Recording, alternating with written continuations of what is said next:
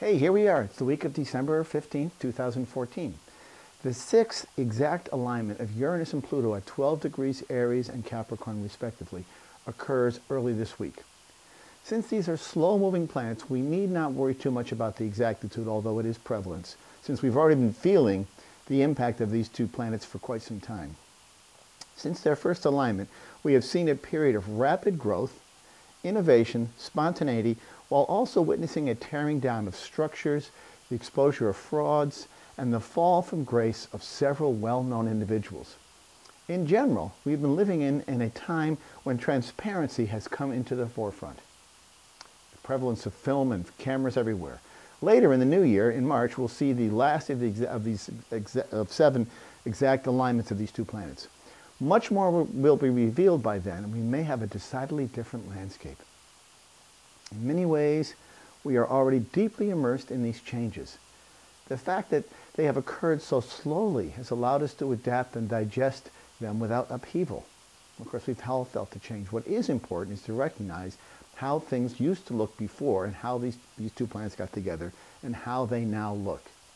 If we go back several years, where we review, we see a newly elected president, a hot spot in the Ukraine, the growth of ISIS, the outbreak of Ebola, a universal health care plan, income inequality, and most importantly, a number of scandals involving large institutions governed by Pluto, such as the Catholic Church, banks, and other municipal entities. On top of that, we have witnessed a continual unwinding of the democratic process. Racial divide is unfalling apart, and an immovable Congress, none of which are insignificant when viewed with a backwards glance. We have to look back to see what's happened. As the week unfolds, we'll witness two incidents of mutual reception. This is an astrological term for when two planets occupy the signs of the opposite rulers.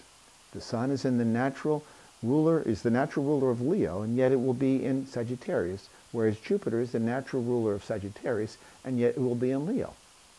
Jupiter in Leo, Sun in Sagittarius, flip-flopped. We'll also see Mars in an exact sextile, 60 degrees, to Uranus, both at 12 degrees Aquarius and Aries respectively. Not only are they in an easy, exact alignment, but they are also in mutual reception. Mars is the natural ruler of Aries, whereas where Uranus currently sits, and Uranus, the natural ruler of Aquarius, is where Mars usually sits.